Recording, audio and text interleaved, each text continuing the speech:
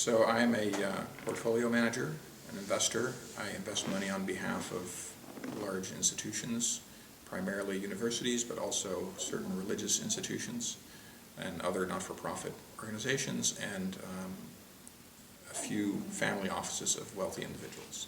So we like to buy companies before they get discovered by large institutions. So while they're still being owned by the founders of the company and by retail investors in the local stock markets where they trade, where we believe that over time the institutions will discover them, invest in them, and drive up the price.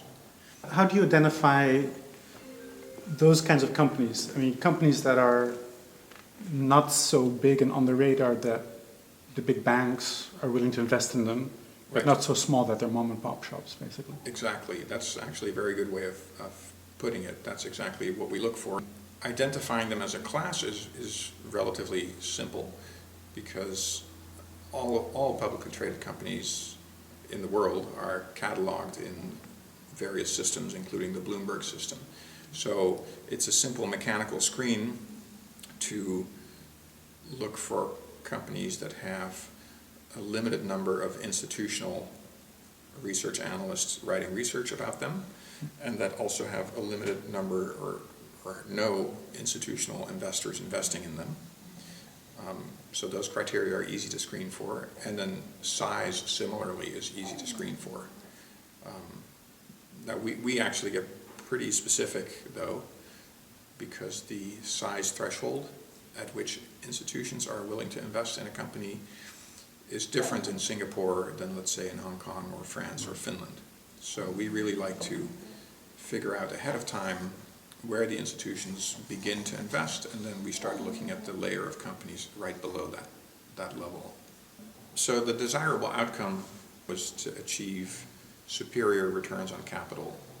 So one thing that's big in our industry is attribution analysis, which gets into why you achieve the results that you achieved. So they want to know how much of what you achieved in the last year or last 10 years is because you got lucky, and how much was skill, and what was the skill.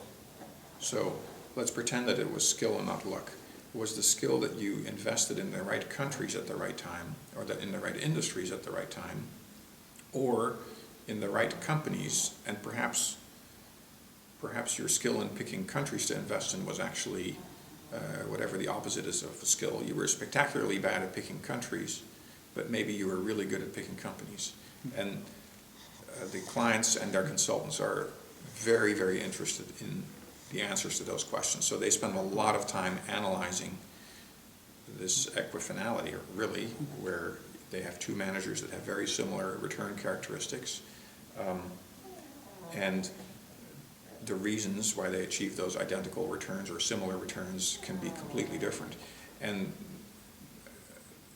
it matters an enormous amount, because if you're at the University of Michigan and you have an endowment, kids' scholarships are directly dependent on how much of a return you get on your portfolio. So it's a really weighty decision whether to give capital to one manager or to another manager, because if you make a mistake, some kids are going to get less of an education. So to cut through this equifinality thing and go to the underlying causes of the performance, what they're really ultimately after is how replicable is this performance in the future. So if you have equifinality with 3 different managers, and one of them achieved it because they were heavily, well, I'll give you a great example from the financial bubble. There were people who bet the correct way on the housing markets, who made bets that the housing markets would go down, and they made absolute fortunes. And then there were people who just did defensive stock picking and were in healthcare, and they did really well. And somebody else might have been in some area, invested in some area of the globe that was relatively less affected by the financial crisis, like India, for example, and they might have done well.